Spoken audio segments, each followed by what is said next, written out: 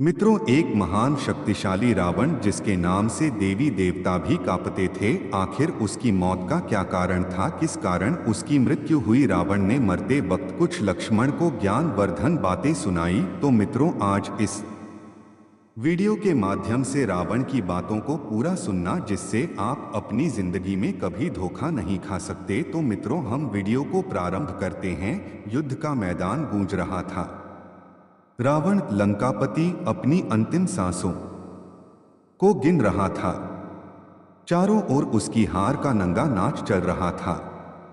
लेकिन इस स्थिति में भी रावण के मन में एक गहरी शांति थी।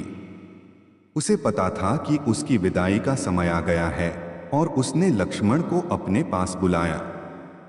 लक्ष्मण, जो राम के छोटे भाई थे, रावण के पास पहुंचे। रावण ने उन्हें ध्यान से देखा और कहा, लक्ष्मण, मेरी बातें सुनो। आज मैं तुम्हें कुछ महत्वपूर्ण ज्ञान देना चाहता हूं। एक, अहंकार का पाठ। रावण ने सबसे पहले कहा, अहंकार मनुष्य का सबसे बड़ा शत्रु होता है। मैंने अपनी शक्ति और ज्ञान का दुरुपयोग किया, और यही मेरे पतन का कारण बना। तुम हमेशा याद रखो, जो व्यक्ति अहंकारी होता है वह अंततः स्वयं को ही नष्ट कर लेता है। लक्ष्मण ने सिर झुकाकर सुना। रावण की बातें सच्चाई से भरी थीं।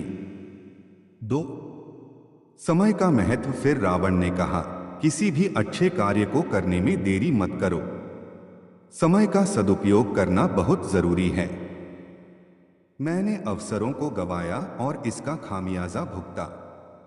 तुम हमेशा समय की कदर करना।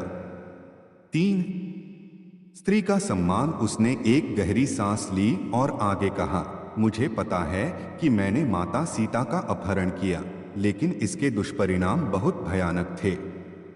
मैं तुमसे यही कहता हूं कि किसी पराई स्त्री पर बुरी नजर मत डालो।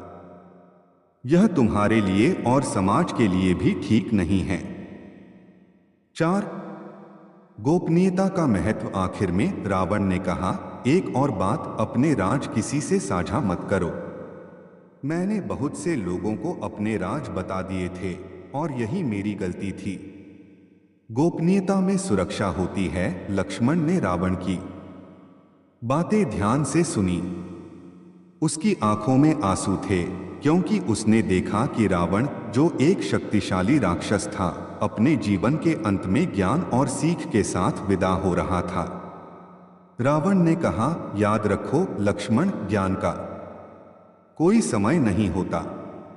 चाहे तुम कितने भी महान क्यों न हो, सच्चाई हमेशा महत्वपूर्ण होती है।